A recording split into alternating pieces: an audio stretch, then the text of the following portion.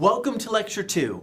Today, we will be looking at the objective of public speaking along with the process of communication and some of the major parts that theoretically come into play during the process of communication. To start with, there in your notes, under letter C, we see that every speaker in every speech must have an objective. They must have an objective. If communication is not accomplished unless the listener shares in the thoughts or ideas that are being expressed by the speaker, then the speaker must know. The speaker must know what it is he or she desires to accomplish. We spoke in the last lecture about how the audience needs to share in the thoughts and ideas that are being expressed by you as the speaker.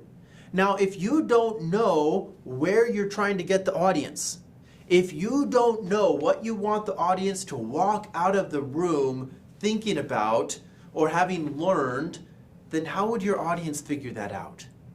You have to have a clear objective in mind. An objective of, well, it's an assignment. Well, I was told to do it is never good enough.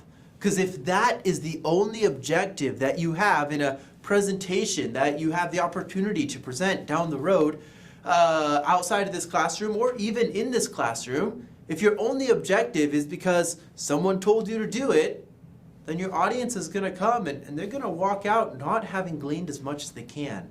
You must have an objective for your audience. What do they need to learn? What should they walk out of the room with? And if you have that objective in mind and you press toward it continually through your presentation, your audience will learn and will grow. Now, every speaker should ask these 3 questions prior to speaking. First, you should ask why. Why am I giving this presentation? What's the motive here? You should have a heart desire for your audience anytime you're giving a presentation.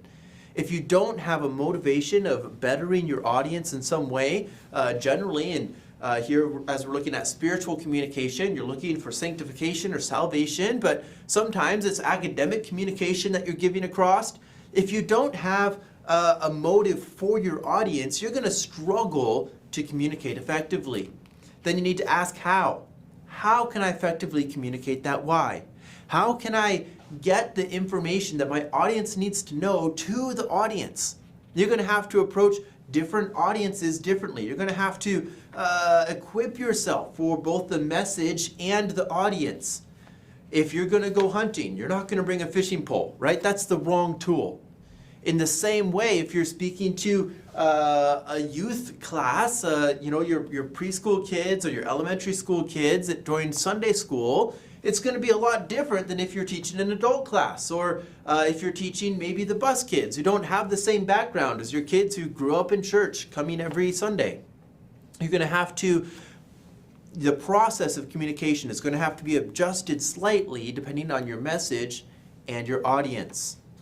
Then you need to ask what. What do I desire to accomplish in the listener? What do I desire to accomplish in the listener?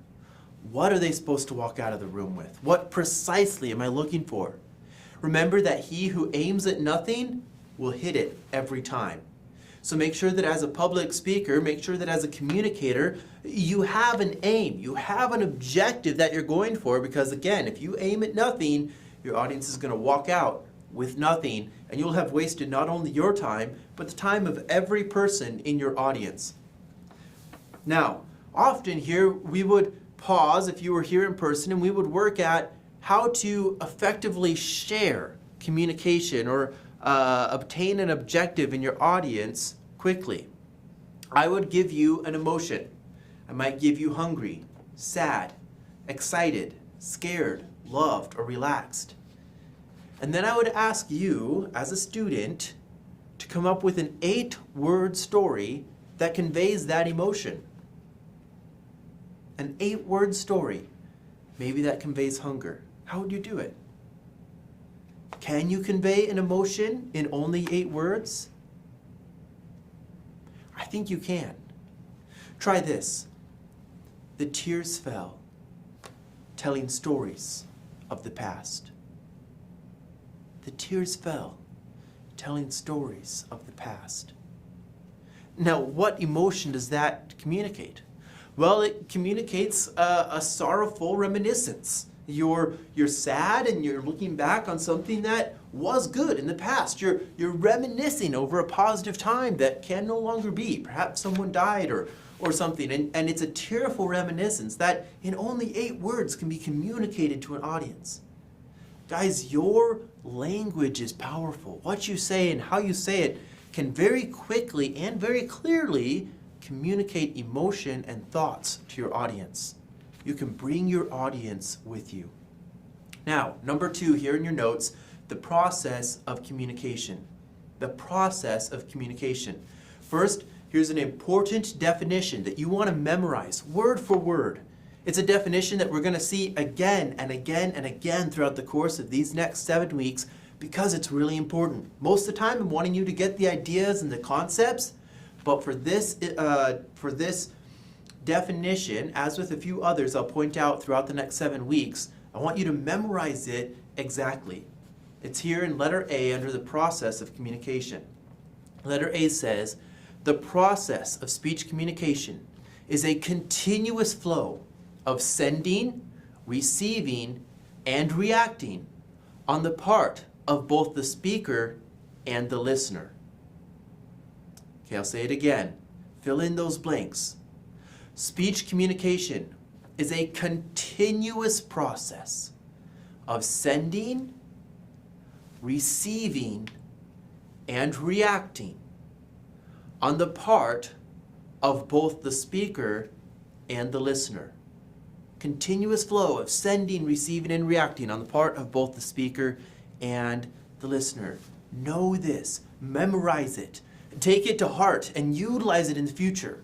If you forget that it's a continuous process, you'll end up having a chunky speech. If you forget the receiving part of communication or the responding part, you're going to lose your audience along the way. You have to remember that all these elements mentioned here in this definition work together in the process of speech communication. Now, first, as we look at the process of communication from a theoretical perspective, we have music theory if you're learning piano. What's some of the speech theory if you're looking at communication? Well, communication theory, you have 3 main parts in communication. The first main part that you have is the speaker, or you could refer to this as the sender. The speaker or the sender. Now, the speaker must form his message from his experience, knowledge, judgment, beliefs, convictions, attitudes, and emotions. Whatever you say will be filtered through who you are. Many of you are probably very into sports. I'm not very into sports. I grew up in Alaska, and there's not many sport opportunities up there unless you like mountain climbing or ice climbing or some of those things, and I really do enjoy those, but those aren't traditional sports. So if we were given the same sermon to preach, someone were to hand us sermon notes and say, hey, preach this sermon, but add your own illustrations, our illustrations would come across very differently because we have different experiences. I might give an illustration of climbing a mountain or of being at work.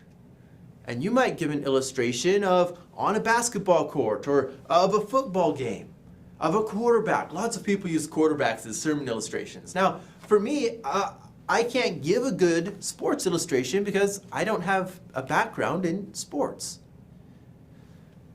This can also be applied on a spiritual level. Now, you and I, as brothers and sisters in Christ, we have a spiritual renewal that's taken place inside of us.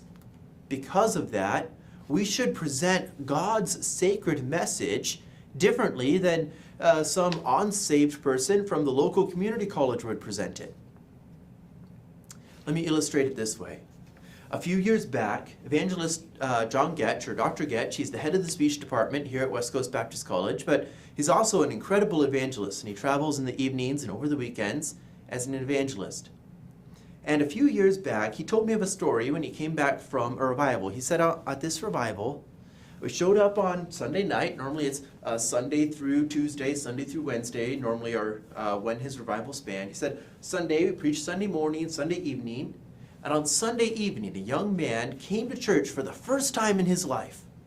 from a local college, a local secular college, and he got saved. Said the second night the man was there in his place, Monday night.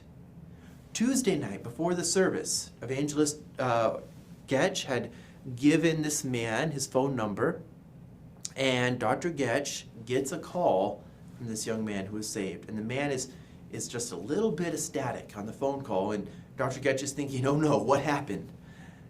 Dr. Getch answers the phone, and the man's like, Dr. Getch, Evangelist Getch, you're not going to believe what I found. You're not going to believe what happened. Dr. Getch, you have to see this. Dr. Getch says, calm down. What happened? What's going on? He says, Evangelist Getch, I was reading through the scriptures. You recommended John and Romans. And I was reading through the book of John, and I found the most incredible passage. You have to see this. Do you have a Bible nearby? Dr. Getch said, yes, I have a Bible nearby. He picked up his Bible, said, now where in the book of John? He said, it's chapter 3 and verse 16. Now apparently, when this man was led to the Lord, no one had shared John 3:16 with him. They had gone through the Romans road, but John 3:16 had somehow been left out. And this man on his own had been reading through the book of John and got to chapter 3 and verse 16, and now he wanted to share it with Dr. Getch. He said, Dr. Getch, this is the most amazing verse ever. This is insane.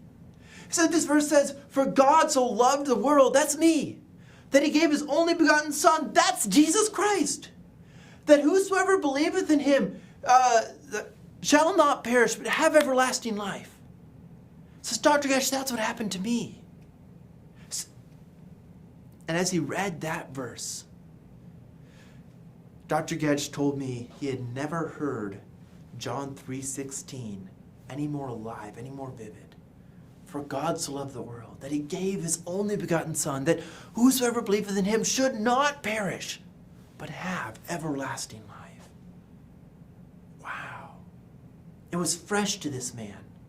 This man had never read it out loud before, and Dr. Getch was able to hear the first time that he said this verse out loud. Do you remember the first time you heard John 3:16? Now compare that to how you might present it now. Has it dulled somewhat to you? The Word of God should always be presented freshly from the life of a believer, and should be presented from the perspective and from the platform of a changed life. So the speaker, his experience, his knowledge, his beliefs will affect how he gives his message. Then we see that the speaker will express that message. The speaker then expresses that message through voice, language, and bodily action. This turns the why of the presentation into the how of the presentation, how to get that message across. So first we have the speaker. Okay, we're looking at this theoretical process of communication, and it begins with the speaker. The second of the three parts is the message. The message. Now you can think of the message a little bit as a ball that's thrown, right? If you're the speaker or the sender, you're tossing a ball, and the message itself is the ball. Now, not all messages are the same, just like not all balls are the same. You can have a hard ball, a soft ball, you can have a fluffy ball, you can have a ball filled with air, you can have other objects, maybe you're throwing a rock or a pen. Different objects have to be thrown differently, because if you throw all objects the same, you're going to end up hurting someone. In the same way, different messages need to be treated differently. If you're encouraging a group of men in the church who've been believers for a long time, and you're challenging them to grow in their spiritual walk, you can be a lot more direct than if you have a bus kid who's come from a broken home, who's never heard the gospel before, who isn't aware of some of the linguistics that we use as Christians.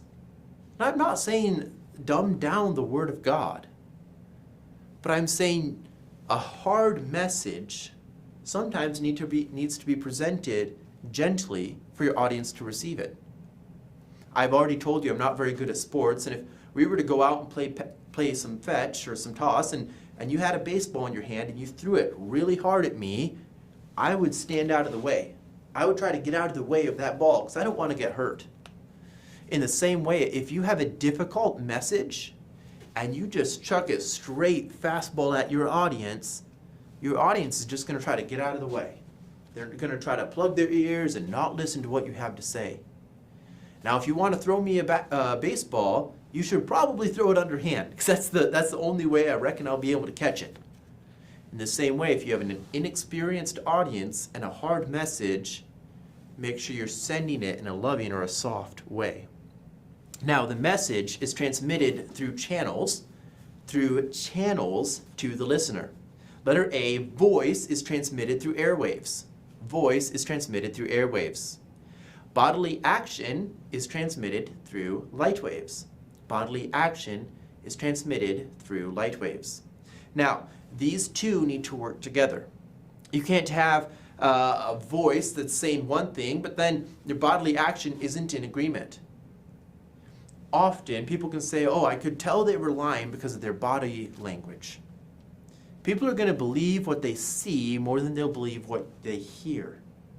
So when you're presenting, if you're presenting a message of God's love, but you look flustered and angry, your audience is going to have a hard time receiving that message.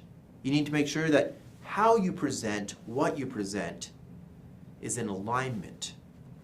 Now, first you have the sender or the speaker, then you have the message itself, and the third part in this process, as you could guess, is the receiver or the listener.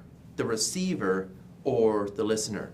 Now, letter A, the listener translates the message into meaning based on his or her experience, knowledge, judgment, beliefs, convictions, attitudes, and emotions. The listener translates the message. Now, I know we're not speaking in code. We're speaking in the English language.